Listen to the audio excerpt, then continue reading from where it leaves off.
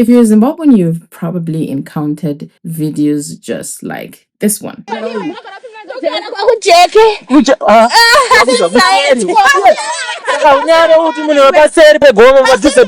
It usually has thousands or even sometimes hundreds of thousands of views, sometimes even millions of views.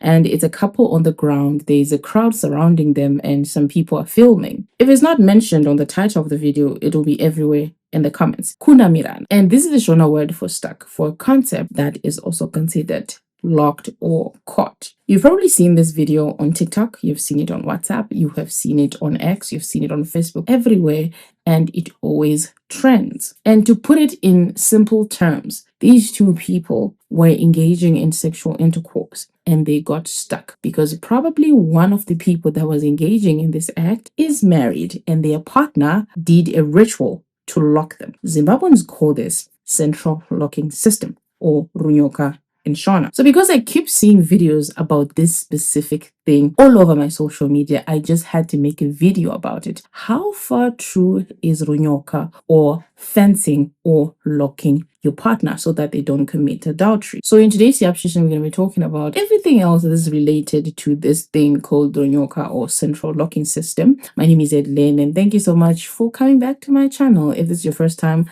please click the subscribe button and the bell so that you can be alerted every single time I upload a video. So before wasting much of your time, there is probably a man right now, a Zimbabwean man, that is thinking of actually paying a sangoma or a mazibaba to perform this ritual on their partner. I used to think that this was only done by sangomas or ngangas, but recently I have seen multiple mazibabas or prophets from the White Garment Church advertising that they do this ritual. So I think it comes from insecurity, like you're working away from your wife and you're scared that your wife may be engaging in sexual intercourse outside of your marriage, and you want to make sure that if she attempts it, she's going to get caught. So I think technically they're supposed to build a fence or a wall around your partner's private area that prevents them from engaging in extramarital affairs. It is said that for the ritual to be successful, you need to bring a personal item from your partner. You go with the personal item to the nganga or to mazibaba, and then they use that personal item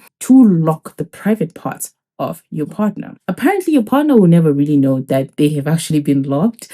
They can only know after they attempt an extramarital sexual encounter, and then they get stuck. And now you get to come and unlock them. So this specific ritual is only activated when the partner engages in extramarital sexual intercourse. If they don't do that, the ritual does not necessarily affect them. So according to the superstition, when people are stuck together, there is literally nothing that can be done to separate them until some sort of payment has been done and until the sangoma that locked them comes and attempts to separate them. So apparently, once these two people are stuck together, there's literally nothing that can be done to separate them until the person that actually locked them comes and unlocks them. So they have to apologize, and sometimes if it's a man that was engaging with a married woman, he has to pay some sort of payment or some sort of kuripa so that this man can then say, okay, fine, now we can unlock you, so that they can be separated. I know how it sounds as I'm explaining this, but to be honest with you, this is not really some fringe superstition. This is something that millions of Zimbabweans actually believe. It doesn't matter if they're educated, uneducated, politician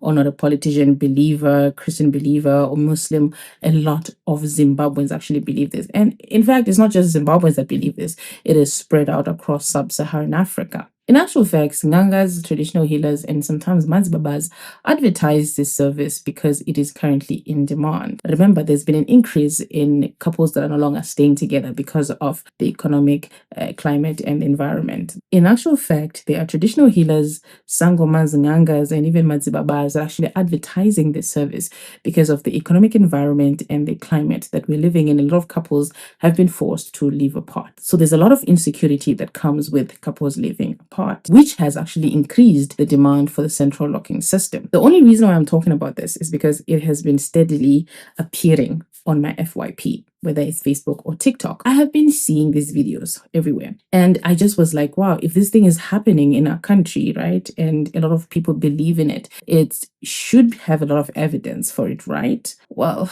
it's very complicated. But before I try to answer if this thing really happens or not, you need to know something about me. If you've been following this channel, you already know, but if you're new, you probably do not know. I am a skeptic, which means that I only accept something when there's adequate evidence. I don't just accept a claim as it is. I require some sort of evidence or some sort of reasonable explanation for me to accept that something is indeed true. And when I say skeptic, I'm not talking about it as like a personality trait. I'm just talking about it as a methodology, how I establish something as right or wrong or something as true or false. So I try to apply the same method when it comes to everything in my life, when it comes to politics, when it comes to my own opinions, when it comes to religion, when it comes to medicine, when it comes to any other discipline or any other idea that crosses my mind. So this is the lens that we're going to be using to review and examine if this actually happens in real life or maybe it's a scam. So essentially, I don't accept something because it is ancient, and I don't accept something because millions of people believe in it or even billions of people believe in it, because multitudes can also be wrong. I don't also accept something because it's comforting, and I don't accept something because it's terrifying, and I also don't accept something because someone that is confident told me that is true. I want to look at the evidence. So we're going to be putting Runyoka on the table. Let's see if it actually withstands the tools of reason. Before we even start, I hope that you have seen multiple videos like this. And every single time, the first person to be called to the scene is a sangoma, not a medical doctor, not a health professional. And this baffles me, because if it's an emergency, a medical emergency, the first thing we're supposed to do is call people that have actually studied anatomy and understand how human bodies work. But surprisingly, they never actually call doctors or nurses or whoever is a health professional. They always call a sangoma. You can't tell me that people are stuck and the first thing that you do is to look for a sangoma and not a health professional. It is very suspicious. The second thing is there is always a very good angle of the video. It always seems like it's a production. Even the scene itself, where people are found, is always very convenient. And I've always wondered, how does this happen? Why are these people always in a very compromising position? It doesn't seem like a random person just walked up to this couple that is stuck and started recording. It always looks like a production. You say that people are in a tub or they're in a bed, but they're always facing down, they don't seem to panic. There's just something funny about this video. It doesn't look like a random passerby just saw these people stuck and just started filming. It looks a little more than deliberate. My third concern is that it always happens in specific areas where people are largely superstitious, especially high density suburbs. We've never seen this happening in big hotels. We've never seen this happening in lodges or in B&Bs where rich people sometimes go to have extramarital affairs. We always see this in certain environments, and that makes me very suspicious. But anyway, those are my personal questions. Now we need to ask the technical question. The first question is, what mechanism is being used here? If people are stuck, what exactly is happening? And has anyone ever examined what is actually going on? Because when dogs are stuck, we know exactly what is happening because we have studied it biologically. Have we studied this phenomenon called Runyoka and seen the physical effects of Runyoka? How is the man stuck to the woman? Is there a fluid involved? Is there a glue involved? What exactly is going on? Even if we try to examine before they actually get stuck, how is something that they have taken via the mouth going to lock something that happens at the vagina? How does something that is eaten through the mouth that goes through the stomach affect the vagina? Because these are two different systems, right? And also, if it's something that she actually eats and it lives in her body for all this time, we know that obviously if you eat something, right, your digestive system gets rid of it in a week maximum. So how is that thing going to exist in her body, and how is it going to select? Because when she has sex with her husband, it's not going to happen. It only waits for like an intruder or something like that. So how does that happen? The mechanics itself sounds a bit weird. And for me, the most fascinating thing is that there is no single documented clinical case of Runyoka. There is no hospital record. There is no peer-reviewed paper. There is no journal. There is no medical article on it. It is only seen on social media and in newspapers for entertainment. In actual fact, there has never been a surgical operation to try and separate people that are stuck. And this is kind of weird and odd, isn't it? Given how frequent these stories are on social media or even on Quietza or on Ash Metro, wherever there's tabloids, whatever these tabloids actually report, there should have been a documented case in hospital of a couple that actually got stuck, right? But unfortunately, that has yet to happen. So by academic consensus, this is considered to be a superstition, a myth, and a belief, and it is not something that can withstand, the inquiry of evidence. Number two, there is actually a medical phenomenon that is almost, like I said, almost related to the concept of Runyoka, but it is extremely rare. And this is called penis captivus. And the mechanics is a bit different. This is when during intercourse, a woman's vaginal walls may contract, making withdrawal difficult, but not impossible. This is usually caused by anxiety on the side of the woman. This can cause her vaginal muscles to contract, and that can make withdrawing from her vagina quite difficult. But like I said, it's not impossible. And by the way, it's only briefly difficult. When the anxiety goes down, withdrawal is not going to be a problem at all. So it's a real condition and it's documented. It has happened before, but it does not mean that these two people are stuck. It just means that pulling out becomes much more difficult. And it also lasts just a few minutes and it is resolved between two people. There's no need for a crowd. There's never been a need for a crowd. By the way, this does not work when people are cheating. It happens even for married couples. One of the documented cases that I actually read was a new wedded couple on honeymoon, and the woman was very anxious, so her muscles contracted. So this one cannot even be compared to Runyoka because Runyoka is much more complex. It only works when the woman or the man is cheating. Like I said, every one of these videos is angled very, very funny. You can tell that something is off with these videos because the couple is always angled away and they're always covered by a blanket or wrapped in a Zambia, and they're usually shot from behind a crowd. There's never been an attempt to actually show what this stuck is like. Every time they're always covered, so we do not know what is really going on. They can even say it's just decency, we're trying to cover their shame. But it is very funny to me, honestly. It's very funny to me because as long as we don't see it on video and we're seeing people that are covered, we can't really tell if these people are stuck or not. Because if you're looking at this video, there's no evidence that people are stuck. We're just seeing two people that are lying on top of each other. There's no evidence that they were actually having sex. We don't actually see that they were actually penetrating each other. And the other thing, there's always some sort of voiceover, someone that is explaining exactly what is happening, and there's always a Sangoma's number somewhere in that video or in that particular post. Another point is, if it's truly a medical emergency, you would definitely call a surgeon, and there would have been multiple documented surgeries that attempted to separate these people, but they don't take them to the clinic. So we don't have a scan to show that these people are actually stuck together. There is no evidence at all from hospitals, just people making claims that people are stuck, which is why I am convinced that this is definitely not true. Another fascinating thing is the fact that they claim that if two people are stuck using Runyoka, this cannot be resolved using science or medical expertise. But have they ever tried to give these people to a doctor and they have failed? Because there's no documented hospital record of this thing ever happening or these people even being taken to a hospital. So for us to know that it doesn't work, we need to take them to the doctor first, and then the doctor fails. Then maybe we can say, oh, it's a spiritual thing. That's why doctors cannot really separate these people. So unless an actual doctor has seen these people that are stuck, verified that they are stuck, attempted to separate them and failed, then we can then agree to say, okay, now we have evidence that this is probably a spiritual encounter and it needs a sangoma and it's really happening. As long as a medical professional has never documented a case of this happening, then it's just a superstition, it's just a myth, it's something that has not yet been proven. And like I mentioned before, there's always the number of the spiritual healer, whether it's a sangoma, whether it's a prophet, whether it's a matsbaba, but there's always a number, especially after the couple has been freed. Or even before, the nganga or the sangoma will claim to be the one that has locked the wife or the husband, but it's usually the wife. Just by using surface level reasoning, you can tell that this whole video is an advert. Let's look at an example of such a video. I want you to see that this video is actually an advert. So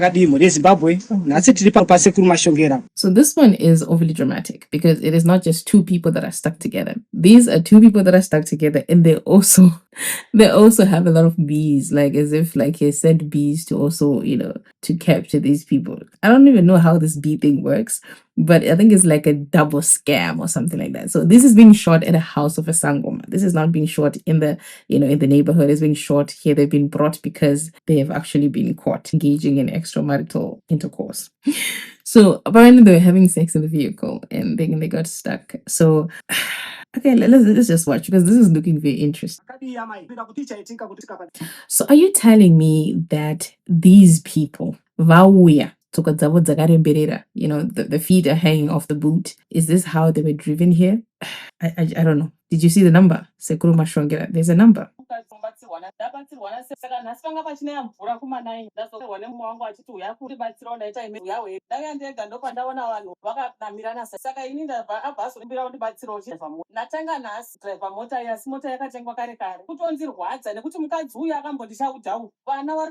And have you noticed that we are not seeing the faces of these people? Have you noticed that we are not seeing the faces of these people? This woman is claiming that this woman is her husband's mistress and that they've fought before. The first thing the husband thought of when he got stuck was call his wife, and he told her to come by herself. He didn't think of a doctor. He didn't think of fire services. He didn't think about emergency services. He just thought of his wife coming by herself. Take note of that.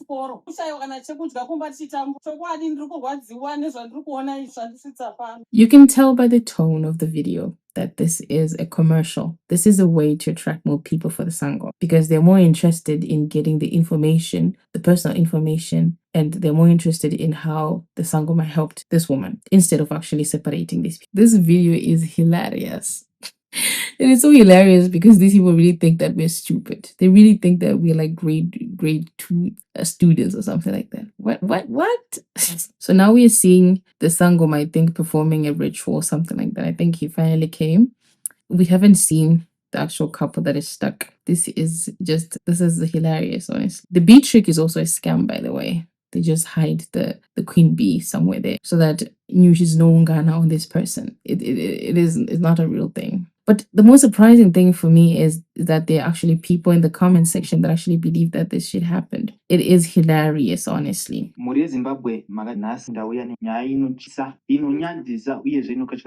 they really think that we believe in this shit? No, we don't.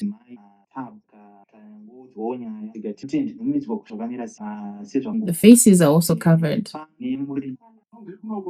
Why are the names of the people not being broadcasted, and why are their faces not being broadcast? And why did they not call the police when they saw this thing happening? Because if this is really true, then it's an emergency and they need to do something about it. Do you also see that there is a Sangoma's name? Okay, let me push this bit below. Do you see the Sangoma's name and the number? Because it's an advert. They're trying to get you to pay them so that they also perform this central locking system. But then there's no evidence that it really happened. This just looks like people are just acting. And what angers me the most is that there are people that actually believe in this shit. There are people that actually believe that this thing actually happens. You see a video like this and you actually contact a Sangoma and you say, I want to lock my own wife. Then if this thing keeps happening and people believe that this thing is happening, we have a big, big problem in our country. We have a really, really big problem if we actually think that these things actually happen.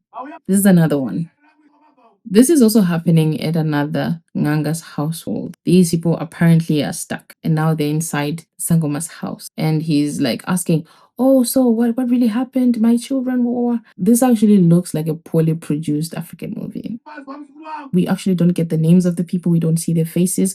We don't actually see who this husband is and stuff like that. Again, they call a Sangoma. They don't really call a medical doctor.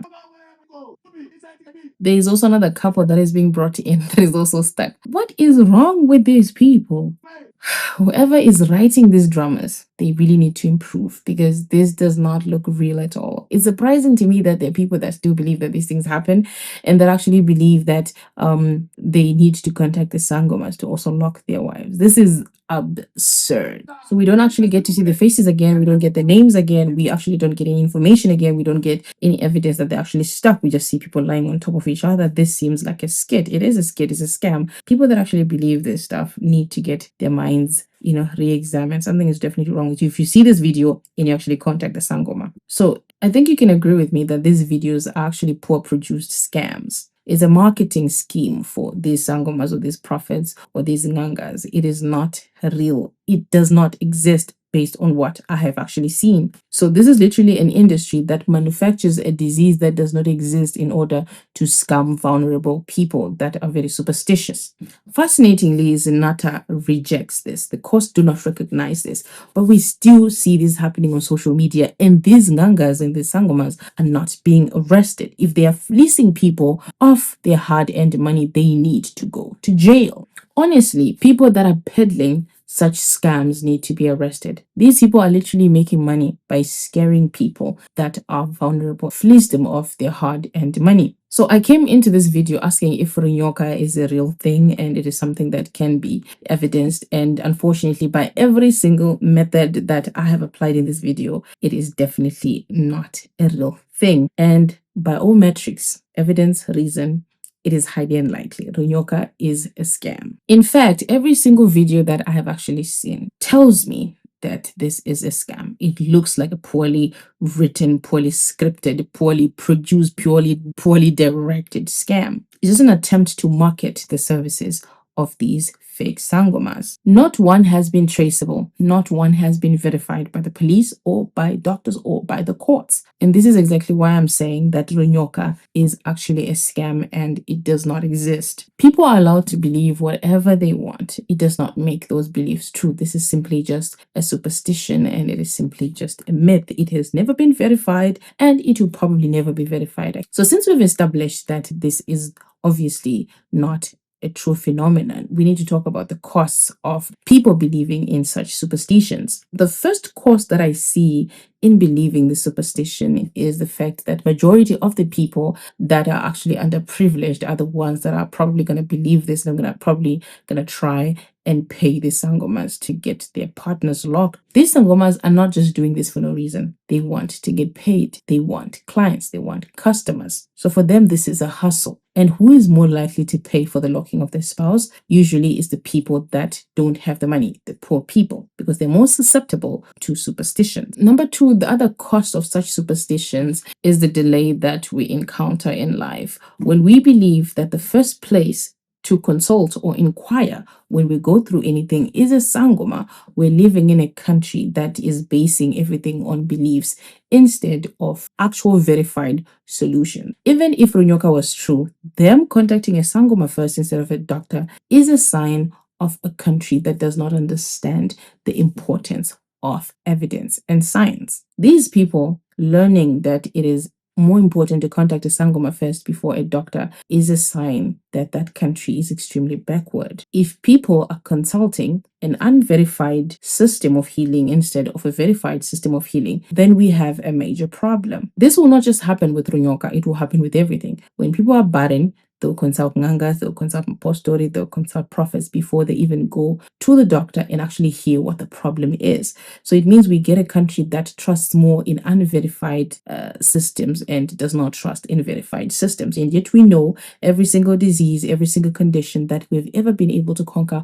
we have only been able to conquer it using modern medicine. There are obviously many negative effects of believing such superstitions, but for me, the most important one is that when people grow up seeing these things happening and not asking the right relevant questions, they grow up learning that inquiring is disobedience. When children are being raised in a society to just accept things as they are and not to question these things and not to ask for evidence, it kills the innovation arm of such a society because everyone is just willing to accept what is considered to be true without actually inquiring, without actually demanding evidence for it. Superstition and science are not just different answers, they are opposites. One requires evidence and one doesn't. One can simply say this is caused by this, and there's no methodology to prove if this is true or not. So it's quite dangerous for us to just trust in superstitions instead of trusting in a methodology that can literally be proven. So at that very moment, our country's future is being decided. Are we going to be a culture of people that are curious, or are we going to be a culture of people that just accept everything